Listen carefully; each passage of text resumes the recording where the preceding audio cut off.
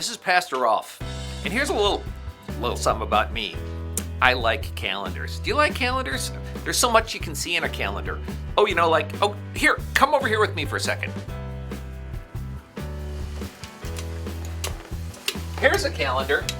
Here's a calendar from last year, so it's not really helpful because there's only like 10 days left here for this year. But this is our calendar where the staff plans all their vacation and time off and other things. And we have Pastor Chris's art up on the calendar. Oh, here's another calendar. Look at this is so beautiful. Look, it's got a mountain, but again, only a few days left. Today's lesson in our devotional is from the book of Jeremiah. Listen to this. The days are coming, declares the Lord, when I will raise up for David a righteous branch, a king who will reign wisely and do what is just and right in the land. The days are surely coming.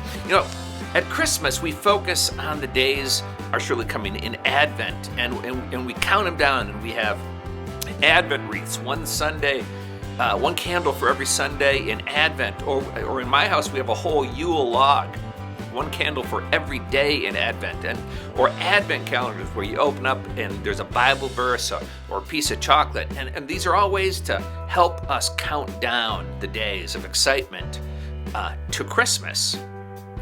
But as an Advent calendar, I want you to think about Jeremiah's Advent calendar today.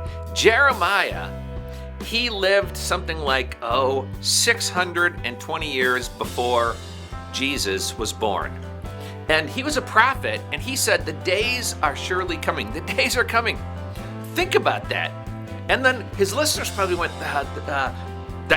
let's get an Advent calendar, because Jeremiah says the days are coming when God's going to raise up a new David, a new king, a Messiah for us.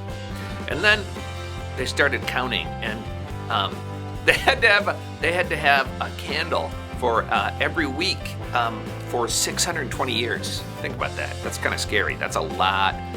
Or like even on my new electronic calendar, this isn't as much fun, right? The electronic calendars, they're really efficient because other people can take my time away from me so that they can just say, oh, you're going to this meeting? We didn't ask you. You just have to go.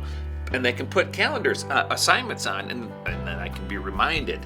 But think about it's easy, and you can go out a year and you can add an assignment. But even with this kind of calendar, 620 years it took for that promise to come through. But it did. God did send a new David, the Messiah, Jesus, who was the fulfillment of what David should have been, a servant king rather than a sovereign, demanding king, a king of love, a king whose way is peace. God's time is not our time. God's time comes in God's perfection, whether we're ready for it or not, whether we want it to come sooner than it does, or whether it arrives long after we wish it would have come sooner. God's time is perfect time, and that time is fulfilled when Jesus was born of Mary.